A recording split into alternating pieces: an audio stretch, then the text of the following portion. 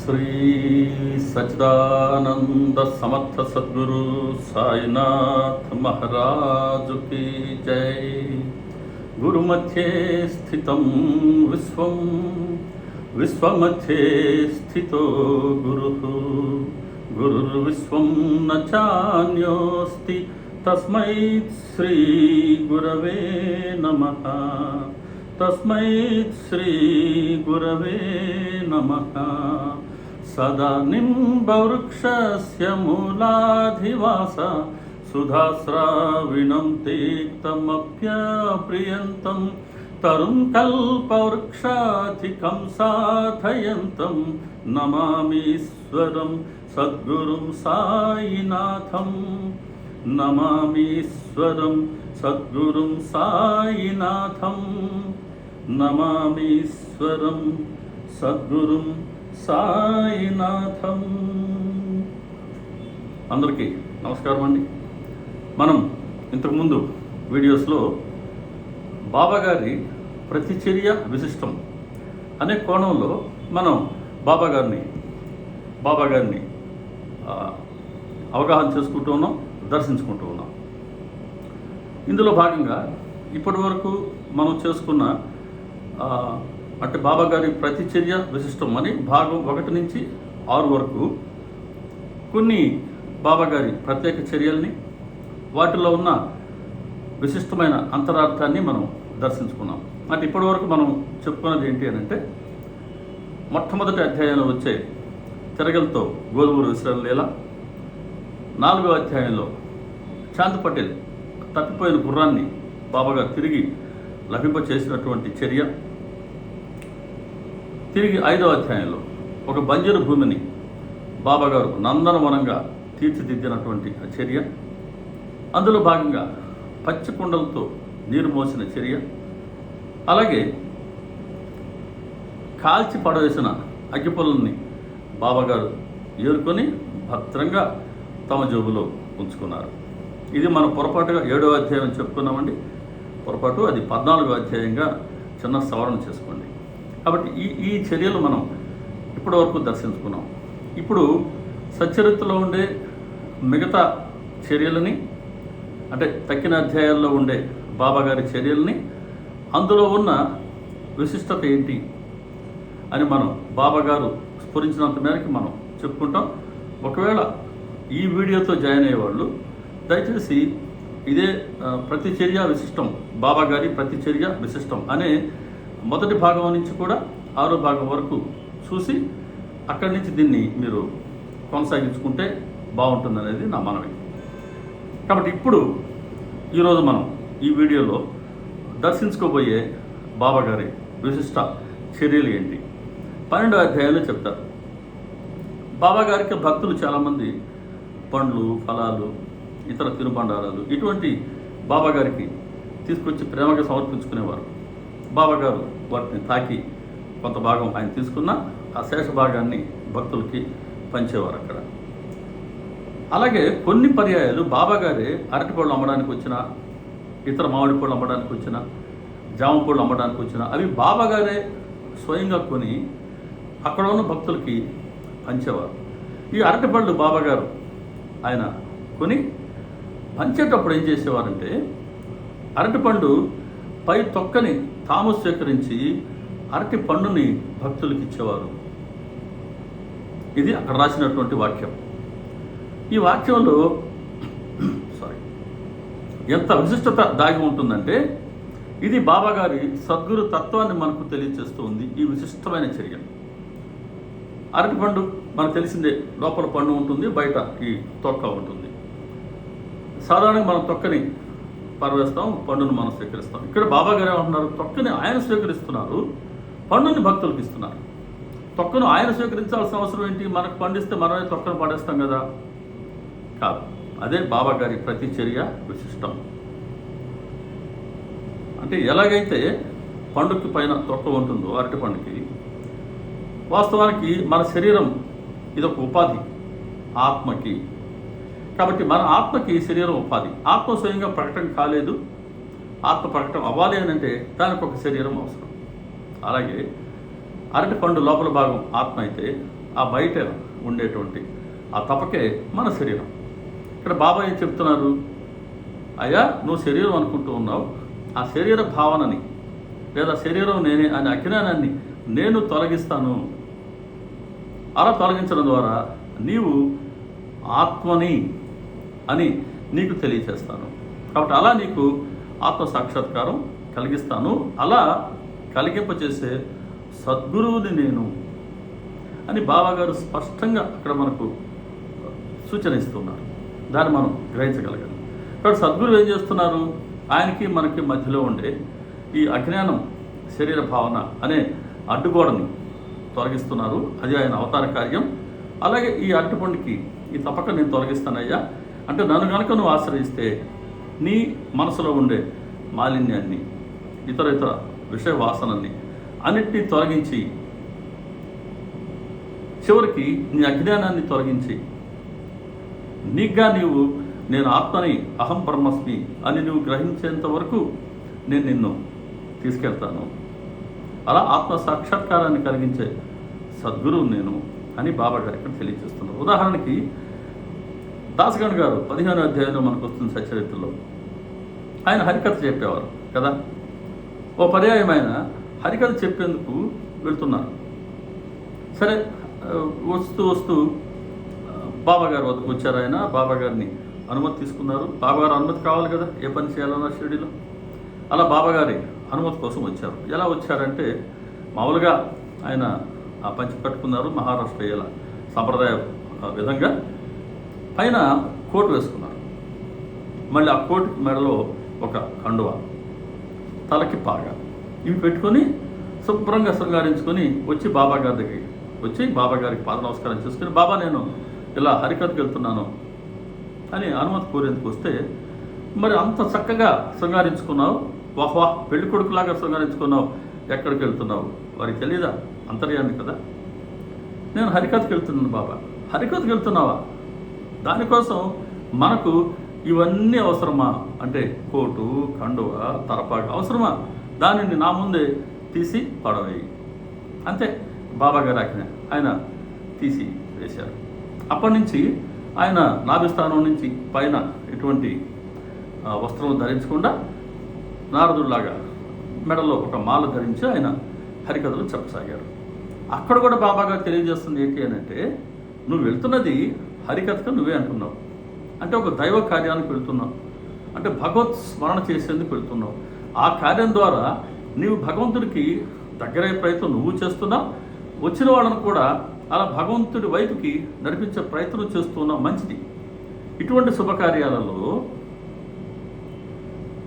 నువ్వు ప్రపంచానికి నీ శరీర భావనకి దూరం అయితేనే కదా భగవంతుడి దగ్గర కాగలవు.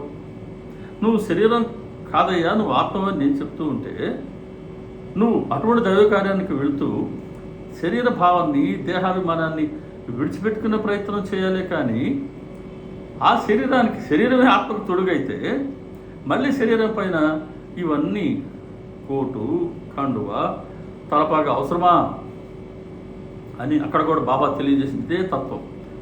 అలాగే ఇక్కడ అరటిపండు ఆత్మవి నువ్వయ్యా, లోపల పండు భాగానివి నువ్వని గ్రహించు, దానికి అడ్డంగా ఉన్న తొక్కని నేను స్వీకరిస్తున్నా నీకోసం అని ఆయన అక్కడ తెలియజేస్తున్నారు. ఇది మనం గ్రహించాలి.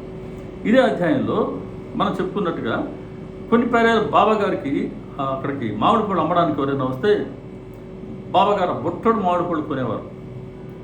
ఆ పళ్ళని బాబాగారే స్వయంగా భక్తులకి పంచేవారు. ఎంత అదృష్టవంతులండి! బాబాగారి చేతితో అరటి పండును కానీ మామిడి పండును కానీ స్వీకరించిన వాళ్ళు ఎంత అదృష్టవంతులు! ఎన్ని జన్మల్లో భగవంతుడితో అటువంటి రుణానుబంధం ఉంటే అటువంటి సదవకాశం ఒక్కసారి వస్తుందండి.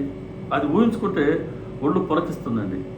సరే, మామిడి పండు పంచడం కూడా ఎలా పంచేవారంటే, మామిడి పండుని బాబాగారే స్వయంగా చేతిలో తీసుకొని దాన్ని బాగా ఒత్తి, మంచి రసం పండు బాగా ఒత్తి ఆయన మెత్తగా చేసి అప్పుడు ఇచ్చేవారట.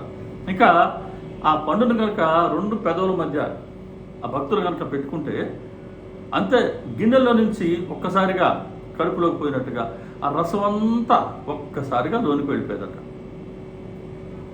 ఇది రాశారు అక్కడ. దీని వెనుక ఉన్న, అంటే ఈ చర్య వెనుక ఉన్న విశిష్టమైన అంతరార్థం ఏంటి? బాబాగారే స్వయంగా మామిడిపండు, మధురమైన మామిడిపండు, మామిడిపండు అంటేనే మధురమైనటువంటి ఫలం, అటువంటి మామిడి పండుని ఆయనే స్వయంగా కొన్నారు. ఆయన చేతితో దాన్ని బాగా మెత్తగా నలిపి భక్తుడికి ఇచ్చారు. భక్తులు అందులో ఉన్న మామిడి రసాన్ని భక్తులు అప్పుడు వాళ్ళు దాన్ని త్రాగారు. ఇక్కడ మనం గ్రహించాల్సింది ఏంటి అంటే, బాబాగారు ఎలాగైతే అప్పటి భక్తులకి మామిడి పండునిచ్చారో, మనకు సచ్చరిత్ర అనే అత్యంత మధురమైన ఫలాన్ని ఇచ్చారు. అనుకున్నాం మనం బాబాగారు చేతితో పుచ్చుకున్నటువంటి ఆ భక్తులు ఎంతటి ధన్యులు అని.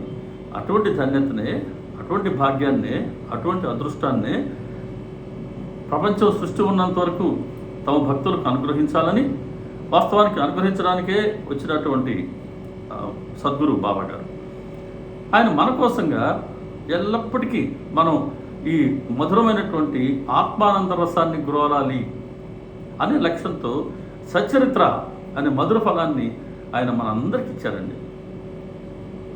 ఆయనే స్వయంగా, అంటే ఇక్కడ మామిడి పండుని ఆయనే స్వయంగా చేతితో బాగా ఒత్తిచ్చినట్టుగా హేమంత్ పంత్ గారిని ఒక నిమిత్త మాత్రంగా చేసుకొని స్వయంగా ఆయన్ని తమ వద్దకు రప్పించుకొని, మనం మొదటి అధ్యాయాలు ఇంతకుముందు చెప్పుకున్నట్టుగా ఆ తిరగలు తిప్పే లీల ద్వారా సచ్చరిత్ర రచించాలి అన్న ప్రేరణ ఆయన హేమంత్ పంత్ గారికి ఇచ్చి, మళ్ళీ ఒక లీల ద్వారా దానికి బాబాగారి అనుమతినిచ్చి ఈ సచ్చరిత్ర అనే గ్రంథాన్ని వారి చేత రచింపజేసి దీన్ని మానవాళికి అందించారు.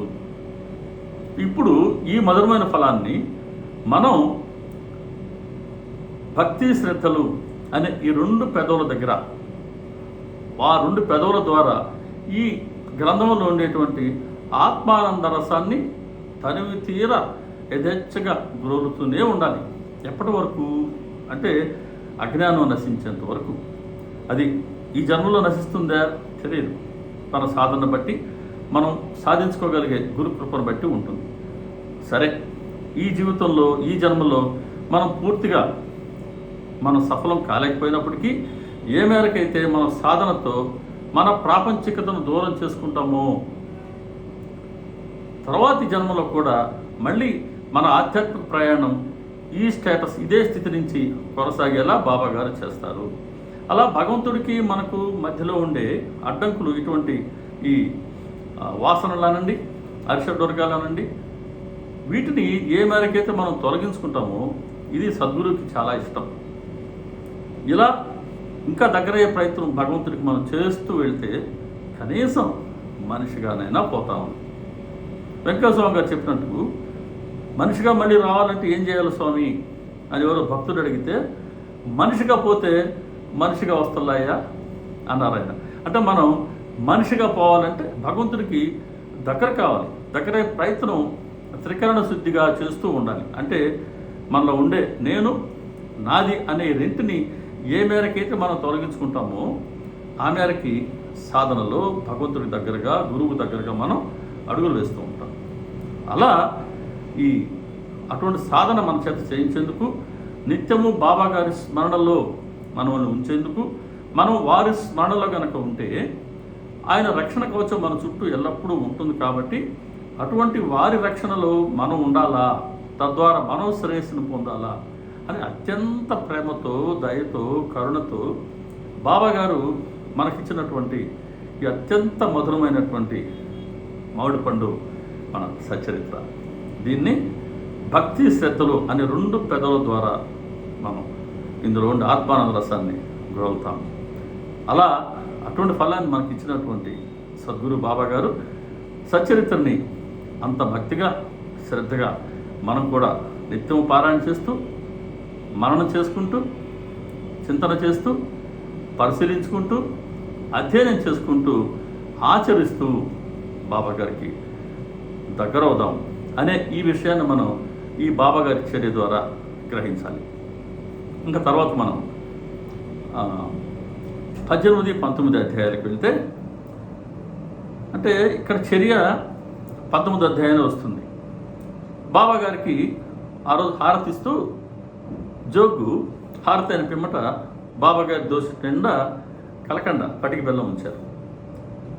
బాబాగారు తమ పిడికల్లో పట్టిన ఆ పటిక బెల్లం మొత్తాన్ని హేమంత్ పంత్ గారికి చేతిలో ఇచ్చారు. ఆయన తమ పిడికల్లో ఉన్నదాన్ని హేమంత్ పంత్ గారి దోశల్లో ఇచ్చి, ఈ కథలన్నీ అంటే నేను చెప్పిన ఈ కథలన్నిటినీ, విషయాలన్నిటినీ నీవు కనుక మనసులో భద్రపరుచుకుంటే, మనసుకు పట్టించుకుంటే నీ స్థితి కూడా ఈ పటిక బెల్లం లాగానే ఉంటుంది అని అన్నారు. అది అక్కడ బాబాగారి చర్య. సరే, హేమంత్ పంత్ గారితో బాబాగారు ఎందుకు అన్నారు ఏంటి అనేది వాస్తవానికి ఈ 18, 19 2 అధ్యాయాలు సచ్చరిత్రలో మద్దనుగ్రహం అనే నామకరణం చేశారు హేమంత్ పంత్ గారు. అటువంటి మద్దనుగ్రహం అనే ఈ 2 అధ్యాయాలలో అద్భుతమైనటువంటి బాబాగారి లీల ఉంది, బోధ ఉంది.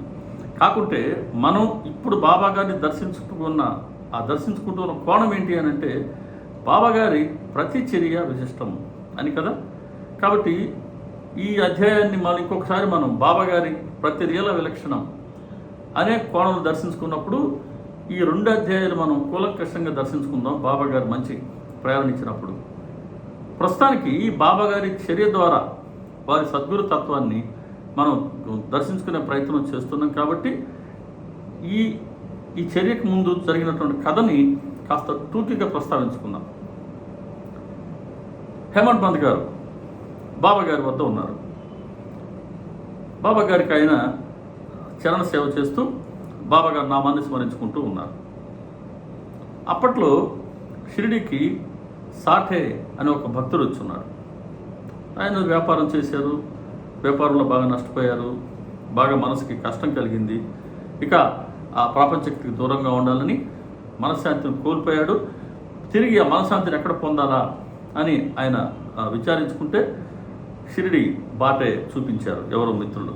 షిరిడికి వెళ్ళు, బాబాగారు ఉన్నారు, అక్కడ నీవు వారి ఆజ్ఞను పాటిస్తూ నువ్వు వారి పాదసేవ చేసుకుంటూ అక్కడ నీవు మనశ్శాంతిని పొందవచ్చు. చాలామంది భక్తులు అలా వెళ్తుంటారు, నువ్వు కూడా వెళ్ళు అని చెప్తే ఈయన షిరిడి వచ్చారు. సరే, బాబాగారు ఆయనకి గురు చరిత్ర గ్రంథాన్ని ఒక సప్తాహ పారాయణ చేయమన్నారు. చాలా భక్తి శ్రద్ధలతో ఆయన ఒక వారం సప్తాహ పారాయణ చేశారు. పారాయణ ముగిసిపోతున్న రోజు రాత్రి, అంటే రేపు ముగుస్తుందనగా ముందు రోజు రాత్రి బాబాగారు ఆయనకి స్వప్న దర్శనం ఇచ్చారు. దాంట్లో బాబాగారు గురు చరిత్ర గ్రంథాన్ని చేతిలో పట్టుకొని ఉన్నారు. బాబాగారు ఏదో ఆయన చెప్తున్నారు, వారెదురుగ్గా శ్రోతలాగా ఈ సాటే కూర్చొని ఉన్నాడు. బాబాగారు ఏం చెప్పారో ఆయనకి స్పష్టంగా గుర్తులేదు, మెలకు వచ్చింది.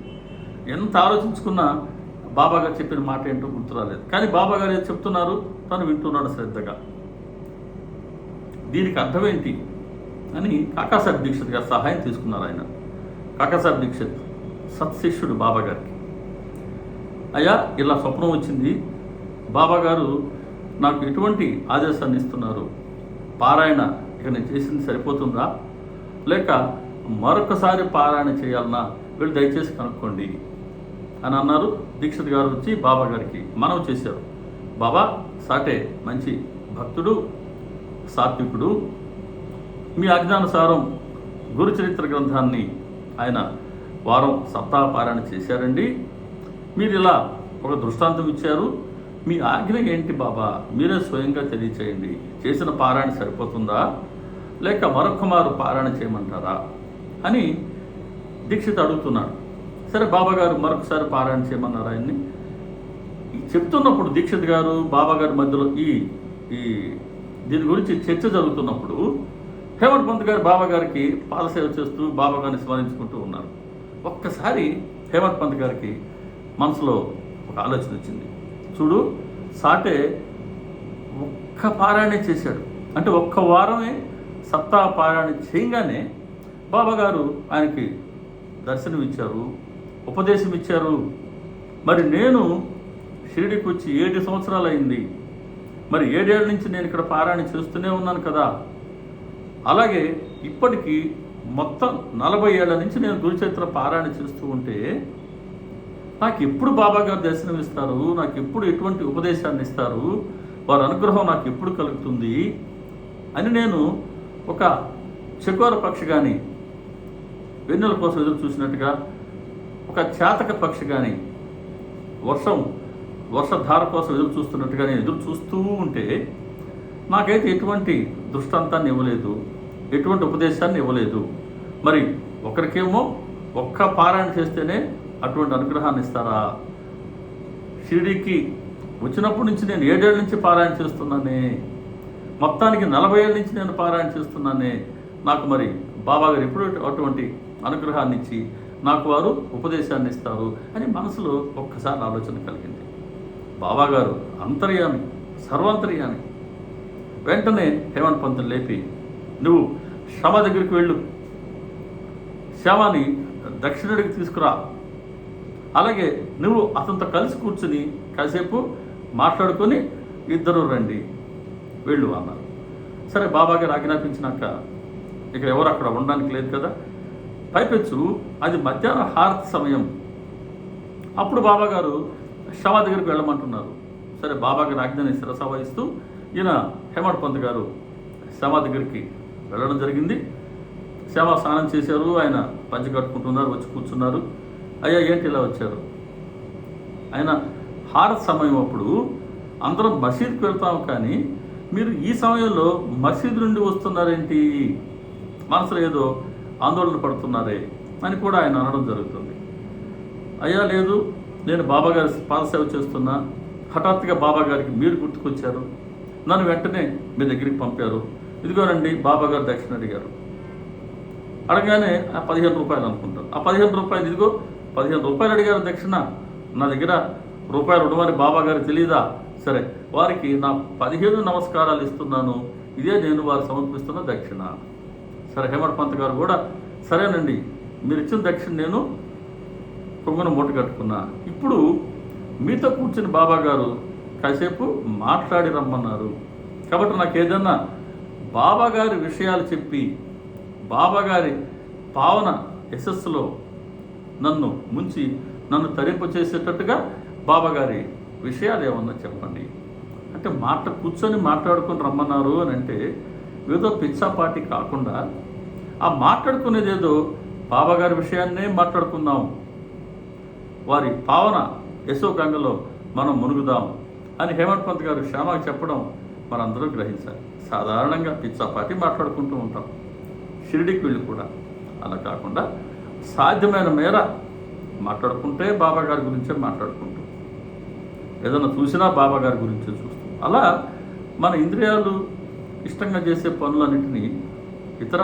బాహ్య ప్రాపంచిక విషయాల వైపు వెళ్లకుండా కాస్త నిగ్రహించుకొని బాబాగారి వైపుకి మరలేటట్టుగానే మనం మనసుని సాధన చేసుకున్నామా, స్వాధీనపరుచుకున్నామా, అది నిజమైనటువంటి అనుగ్రహం గురువు ద్వారా మనం పొందగలిగేది. ప్రయత్నిద్దాం. కాబట్టి బాబాగారి గురించి చెప్పన్నారు. బాబాగారి లీలలు శ్యామ ఒక్కొక్కటి చెప్తున్నారు. ఆ పనిలో పనిగా రాధాబాయి దేశ్ముఖ్ అనే ఒక వృద్ధ స్త్రీ బాబాగారి దర్శనార్థం వచ్చారు. ఆవిడ అనుభవాన్ని శ్యామ తెలియజేస్తున్నారు. సంగమనీరు అనే ప్రాంతం నుంచి, సంగమనీరు అంటే సుమారుగా ఇప్పుడు షిరిడీలో ఎయిర్పోర్ట్ ఉంది, ఆ ఎయిర్పోర్ట్ ఉండే ఊరి దగ్గర నుంచి జనదర్ అంటే ఒక 20-25 కిలోమీటర్ల దూరంలో లేదా 30 కిలోమీటర్ల దూరంలో సంగమనీరు ఉన్నట్టుగా నేను విన్నా. ఆ ఎయిర్పోర్ట్ దగ్గర ఒక విలేజ్ ఉంటే నేను ఆ విలేజ్కి ఒకసారి వెళ్ళి, నేను ఒక మన మిత్రుడు ఉంటే ఆయన చెప్పారు, సంగమనీరు దగ్గరంటే మాకు వాళ్ళ అమ్మాయి కూడా అక్కడికి వెళ్ళి పిల్లలు అక్కడ చదువుకుంటూ ఉంటారు, రోజు బస్సు వచ్చి తీసుకెళ్తుంది. సో 30 కిలోమీటర్స్ అని చెప్పినట్టుగా గుర్తున్నాను. సో ఆ సంగమనీరు నుంచి రాధాబాయి దేశ్ముఖ్ ఆ గ్రామస్తులతో కలిసి బాబాగారిని దర్శించుకున్నారు. బాబాగారిని దర్శించుకోగానే ఆమె మనసు ప్రసన్నమైంది.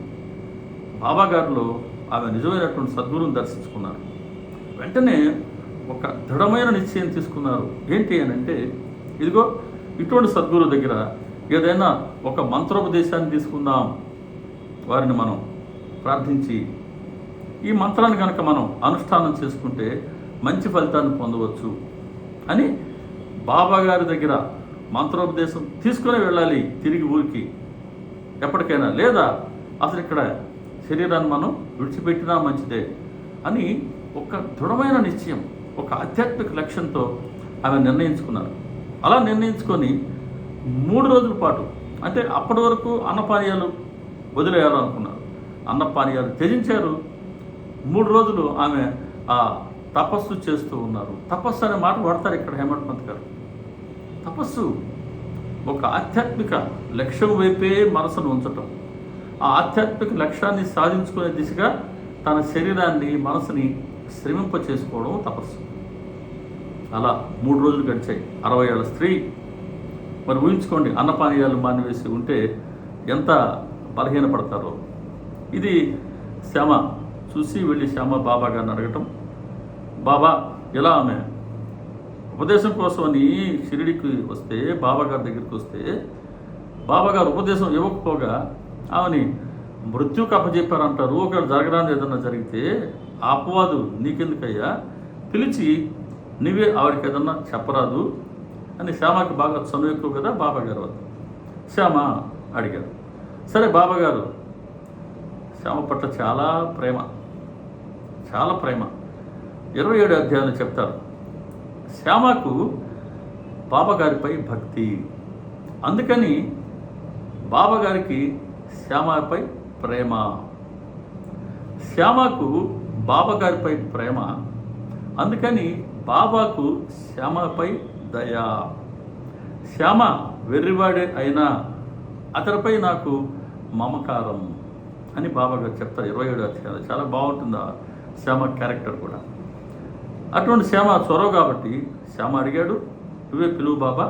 పిలిచి ఆమెకి ఏదైనా ఉపదేశమే ఉండి ఏం కోరుకుంటున్నారు ఆవిడ, పిలిచి మాట్లాడి ఆవిడని సమాధానపరచండి అని అంటే, అప్పుడు బాబాగారు ఆవిడని రమ్మన్నారు. వచ్చి వారిని తమ ఎదుట కూర్చోమన్నారు.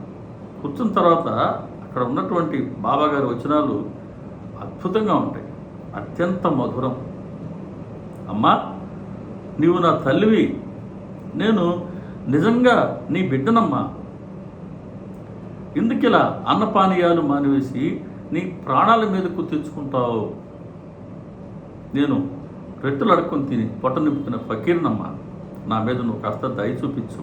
నేను ఈ మసీదులో కూర్చొని నిజమే చెప్తాను తల్లి, నేను అబద్ధం చెప్పను. నేను కూడా, నాకు ఒక ఫకీర్, ఒక ఔలియా ఉన్నారు. ఔలియా నన్ను చేరతీశాడు. నేను ఆయన ఎంతగానో సేవించుకున్నా. ఆయన వద్ద నుంచి ఏదైనా సరే ఒక మంత్రాన్ని పొందాలి అని నేను కూడా చాలా తీవ్రంగా ప్రయత్నించాను. కానీ ఆయన నాకు ఎటువంటి మంత్రోపదేశము చేయలేదమ్మా. నా గురువే నాకు మంత్రోపదేశం చేయనప్పుడు నేను ఏ మంత్రాన్ని నీ చెవిలో నేను ఊతగలను? కాబట్టమ్మా, ఇక్కడ మంత్రాల గొడవ వ్యర్థం అని చెప్తూ, నా గురువుది కూర్మ దృష్టి. కూర్మం తాబేలు నది మధ్యలో ఉన్న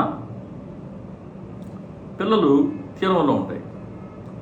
ఈ పిల్లలు కనుక తల్లి ద్వారా పోషించబడాలి అని అంటే పిల్లలు విధిగా తల్లి వైపు చూస్తూ ఉండాలి. ఈ దృష్టాదృష్టులతోటే తల్లి కూర్మం తన పిల్లల్ని పోషించుకుంటుంది. ఇది కూర్మతత్వం.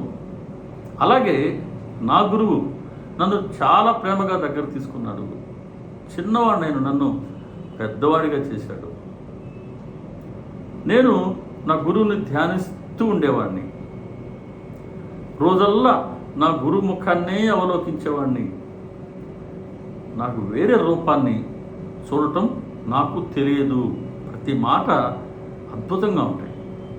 అంటే తన గురువుని తన బాబా ఎలా సేవించుకున్నారో, అంటే గురువు ఉన్నారు అని చెప్పబడుతూ ఉన్నటువంటి ఆ గురువుని బాబాగారు ఎలా సేవించుకున్నారు అంటే దాని ఉద్దేశం ఏంటి? మనం కూడా మన గురువైన బాబా గారిని ఆ విధంగా సేవించుకోవాలని బాబా గారు సూచిస్తున్నారు. కాబట్టి నేను నా గురువుని ధ్యానిస్తూ ఉండేవాడిని, నా గురువుని అవలోకిస్తుండేవాడిని. రోజల్లా నేను ఒక్కరినే స్మరించేవాడిని. ఒక్క పర్యాయం నన్ను గురువు తన పాదాల వద్దే ఉంచుకునేవారు. కొన్ని పర్యాయాలు 6 సముద్రాలకి అవతల ఉంచేవారు. అయినప్పటికీ వారు తమ స్మరణకు లేదా తమ సన్నిధికి నన్ను ఎప్పుడూ దూరం చేయలేదు. కాబట్టి ఇలా నా గురువు నన్ను అత్యంత ప్రేమగా చూసుకున్నారు అని చెప్తారు. అక్కడ గురువు తత్వం ఏంటి అని అంటే, ఒక ఒక్కొక్కప్పుడు ఆయన పాదాల చెంత కూర్చోబెట్టుకునేవారు. మరొకప్పుడు సప్త సముద్రాలు 6 కాదు, సప్త సముద్రాలకి అవతల ఉంచేవారు అంటారు బాబా. అంటే పాదాల చెంత కూర్చోబెట్టుకోవడం కొన్నిసార్లు ఏంటి, కొన్ని పర్యాయాలు సప్త సముద్రాలకి అవతల పెట్టడం ఏంటి అని అంటే, మనమే చాలా పర్యాయాలు బాబా గారి స్మరణలో ఉంటాం, చాలా ప్రేమగా చేసుకుంటూ ఉంటాం. కానీ కొన్నిసార్లు ఎప్పుడైతే ప్రాపంచికత అడ్డం వస్తుందో, మనలో ఉన్న రాగద్వేషాలు అడ్డం వస్తాయో, అరిషడ్ వర్గాలు అడ్డం వస్తాయో, బాబా గారి స్మరణకి మనమే దూరంగా ఉంటాం. ఆయన ఎప్పుడు మనం దూరం చేయరు, మనమే దూరంగా ఉంటాం ఆయనకి. అలా అలా మధ్యలో మనసులో అటువంటి అరిషడ్ వర్గాలు తలెత్తినప్పుడు వారి స్మరణకు దూరమైనా తిరిగి మనం మనసును సరిచేసుకుని వారి సన్నిధిని మనం కోల్పోకూడదు, వారి స్మరణకు మనం దూరం కాకూడదు అని తెలియజేస్తున్నారు. అలా ఉంటూ నా గురువు కోరుకుందల్లా రోజల్లా నేను వారి స్మరణలో ఉండటమేనమ్మా. కాబట్టి నువ్వు కూడా ఇటువంటి ఉపవాసము, అన్నపానీయ తేయించడం, ఇటువంటి కష్టం వద్దు తల్లి. ఒక్క నాయందే నీ దృష్టిని నిలుపు, పరమార్థం నీ చేతికి అందుతుంది. ఇక్కడ పరమార్థం నువ్వు ఏ లక్ష్యాన్ని కోరుతున్నావో అటువంటి పరమార్థాన్ని నువ్వు పొందగలవు. ఎప్పుడంటే ఒక్క నాయందే నీ దృష్టిని నిలుపు. అంటే ఎప్పుడు నీ మనసుని నా వైపే మరల్చి ఉండు. నీ మనసులో ఉన్న ప్రతిదాన్ని, మనోవృత్తులన్నింటినీ నాకు సమర్పించు. క్రమక్రమంగా నీ మనోవృత్తులు శూన్యమై తిరిగి నువ్వు నన్ను చేరుకోగలవు. అలా ఒక్క నాయందే నీ దృష్టి నిలుపు, పరమార్థం నీ చేతికి అందుతుంది. ఇదే నా గురువు నేర్పిందమ్మా. కాబట్టి నువ్వు కూడా ఇలాగే చెయ్యి అని బాబా గారు రాధాబాయి దేశ్ముఖ్ అనే పాత్ర ద్వారా మనందరి నుంచి ఏం కోరుకుంటున్నారో స్పష్టంగా చెప్పారు అక్కడ. ఆవిడ కూడా మరి మంత్రోపదేశం పుచ్చుకోవాలని కదా చేసిన ప్రయత్నం. బాబాగారు చెప్పిన దాన్ని గ్రహించింది. బాబాగారి పాదాలకు నమస్కరించి బాబాగారు అనుమతి తీసుకుని ఆవిడ తిరిగి వెళ్ళిపోయారు. అంటే బాబాగారు చూపిన మార్గంలో నేను ప్రయాణం చేస్తాను అని నిశ్చయించుకొని ఆవిడ తిరిగి వెళ్ళిపోయారు. ఈ కథని శ్యామ చెప్తున్నాడు మన హేమట్ పంత్ గారికి. ఎప్పుడైతే ఉపదేశం పొందాలని వచ్చింది రాధాబాయి దేశ్ముఖ్ అని శ్యామ నోటుకుండా వచ్చిందో, వెంటనే ఈయన మనసులో ఒక మెరుపులాగా వెలిగింది. ఓహో, నేను కూడా బాబాగారు నన్ను ఎప్పుడు అనుగ్రహిస్తారు, ఎప్పుడు ఉపదేశం ఇస్తాడు అని కదా నేను బాబాగారు సన్నిధిలో అనుకునింది. దాన్ని నాకు తెలియజేయడం కోసమే బాబా నన్ను ఇక్కడికి పంపారు. ఇప్పుడు ఆయన మనసుకి స్పష్టత వచ్చింది. ఇప్పటి వరకు బాబాగా నాకు మంత్రోపదేశం చేయలేదే అనుకుంటున్నారు. కానీ ఇక్కడ బాబాగారు చేసిన ఆ బోధ ఏంటి అని అంటే, తల్లి కూర్మం పిల్ల కూర్మం వైపు చూస్తూనే ఉంటుంది. కానీ తల్లి ద్వారా పిల్ల పోషించబడాలి అని అంటే ఈ పిల్ల కూర్మం విధిగా తల్లి వైపు చూస్తూనే ఉండవలసిందే. తల్లి కూర్మం గురువు, పిల్ల కూర్మం మనం. అంటే మనం వారి ద్వారా అనుగ్రహాన్ని పొందాలంటే మనం విధిగా మన మనసు ఆయన వైపుకే మరల్చి ఉండాలి. మనం ఆయన సన్నిధిలోనే ఉండాలి, మనం ఆయన స్మరణలోనే ఉండాలి, మనం ఆయన ఆజ్ఞని పాటిస్తూనే ఉండాలి అనేది ఇప్పుడు ఇతను మనసు గ్రహించింది. ఇప్పుడు చెప్పండి, మరి ఈయన 7 ఏళ్ళ నుంచి షిరిడీలో ఉన్నారు, బాబాగారికి ఆయన సేవించుకుంటున్నారు, బాబాగారి పాదసేవ చేస్తున్నారు, బాబాగారి ఆజ్ఞను పాటిస్తూ బాబాగారి లీలను ఆయన సంగ్రహిస్తూ ఉన్నారు, సేకరిస్తూ ఉన్నారు. మరి ఇప్పుడు ఆయన మనసంతా బాబాగారు చుట్టే ఉంది కదా, బాబాగారి వైపు ఆయన మనసు మరల్చబడింది కదా. ఇదే కదా అనుగ్రహం అంటే, ఇదే కదా తల్లి కూర్మం ద్వారా మనం పోషించబడాలని అంటే మనం తల్లి వైపు చూస్తుండాలి అనుకున్నాం. ఇలా మన మనసు గురువు వైపుకి మరలి ఉండటమే గురువు యొక్క నిజమైన అనుగ్రహం. ఇది ఎప్పుడూ ఇచ్చారు ఆయన. ఇవ్వబట్టే నేను ఇన్నేళ్ళ నుంచి నా మనసు బాబాగారికి అర్పించాను కదా, నా మనసు ఆయన వైపే మరల్చబడింది కదా. ఇదే ఆయన అనుగ్రహం నేను గుర్తించలేకపోయినానే ఇంతకాలం. ఇది నాకు తెలియచేయడానికే కదా బాబాగారు నన్ను శ్యామ దగ్గరికి పంపింది అని ఇప్పుడు ఆయన మనసు గ్రహించింది. ఇంతలోపల అక్కడ మధ్యాహ్నం హారతికి గంట కొడతారు. శ్యామ హేమట్ పంత్ కలిసి మసీదుకి వెళ్ళారు. సరే, జనం క్రిక్కిరిస్తూ ఉన్నారు. ఉంటే కూడా శ్యామ హేమట్ పంత్ గారిని చేపట్టుకుని తీసుకెళ్ళి బాబాగారికి ఎదురుగ్గా కూర్చోబెట్టారు. అప్పుడు బాబాగారు జోగు ఆయన హారతి ప్రారంభించబోతున్నాడు. మెల్లగా బాబాగారు కూడా, ఏంటి మీ ఇద్దరు ఏం మాట్లాడుకున్నారు, నాకంతా వివరాలు చెప్పు మరి హేమంత్ పంతుని పంపిందే శ్యామతో మాట్లాడుకోమని కదా. ఏం మాట్లాడుకున్నారు మీ ఇద్దరు అంటే, బాబా దక్షిణ ఇచ్చారు, ఇదిగో మీకు నమస్కారాలు ఇచ్చారు. దక్షిణ సంగతి పక్కన పెట్టయ్యా, నువ్వు మీ ఇద్దరు ఏం మాట్లాడుకున్నారు నాకు వివరాలు చెప్పు. అప్పుడు హారతి జరుగుతూ ఉంది. జో పెద్దగా గంట వాయిస్తున్నాడు. అందరూ హారతి మనం పెద్దగా పాడతాం కదా, మనం షిరిడీకి వెళ్ళినప్పుడు మనం చూస్తాం కదా, మనం కూడా పాడుకుంటాం కదా. అలా అందరూ పెద్దగా భక్తిగా పాడుతుంటే మరి బాబా గారు చెప్పమంటున్నారు తను ఏం విన్నానని. హేమంత్ పంత్ గారు కాస్త ముందు జరిగి చెప్తున్నారు. బాబా గారు కూడా తమ ఆసనం నుంచి కొద్దిగా ముందుకు జరిగి చెవి హేమంత్ పంత్ గారు వైపు పెట్టి వింటున్నారు. హేమంత్ పంత్ గారు చెప్పారు. అంటే చూడండి, బాబా గారి లీలలు వినటం, మనం వినటం ఆయనకి ఎంత ఇష్టమో. కారణం ఏంటంటే, హేమంత్ పంత్ గారికి మనసులో వచ్చిన సందేహాన్ని మరి ఆ బాబా గారి లీలే కదా తొలగించింది. నిజమైన మార్గం ఏంటో హేమంత్ పంత్ గారికి తెలియచేసింది ఆ బాబా గారి లీలే కదా. కాబట్టి ఇక్కడ బాబా గారి మహిమలు, బాబా గారి లీలలు, బాబా గారి బోధలు, బాబా గారి చర్యలు అనుకున్న అంతరార్థం, వీటిని మనం పదే పదే వినటం, మననం చేసుకోవడం, స్మరించుకోవటం, దీని ద్వారా మన మనసులో ఉండే మాలిన్యం తొలగుతుంది. ఇదే బాబా గారు ఆశించేది. కాబట్టి మళ్ళీ హేమంత్ పంత్ చెప్తున్నాడు, బాబా నన్ను మీరు అక్కడికి ఎందుకు పంపారో నాకు అర్థమైంది. ఆ రాధాబాయి దేశ్ముఖ్ కథను నేను వినడం ద్వారా నాకు నిజమైన మార్గం తెలిసింది అని తను గ్రహించిందని బాబా గారికి చెప్తారు. నా మనసులో సందేహాలు తొలగినాయి, నాకు ఒక స్పష్టమైన మార్గం మీరు చూపించారు బాబా అంటే. ఇంతలో హారతి పూర్తవుతుంది. ఆయన రోజు పటిక బెల్లం నివేదిస్తుంటారు. ఆ పటిక బెల్లాన్ని పిడికల నిండా తీసి జోగు ప్రేమగా బాబా గారి చేతిలో ఉంచారు. సరే, బాబా గారు ఏం చేశారు, తమ పిడికల్లో వచ్చిన పటిక బెల్లాన్నంతా తీసి హేమంత్ పంత్ గారి దోషుల్లో ఉంచారు. మొత్తం కుమ్మరిచ్చారట బాబా గారు. అంటే గురువు అనుగ్రహం ఇప్పుడు కూడా ఆయన వర్షింపజేస్తారు, కుమ్మరిస్తారు. ఇస్తూ నేను చెప్పిన విషయాలన్నిటినీ నువ్వు మనసులో బాగా పట్టించుకుంటే నీ స్థితి కూడా ఈ పటిక బెల్లం వల్లే అవుతుంది అన్నారు. ఇదే కదా మనం ముందు చెప్పుకునింది. దీని నుంచి మనం వెనక్కి వెళ్ళి ఇది ఎందుకు జరిగిందో చెప్పుకున్నాం.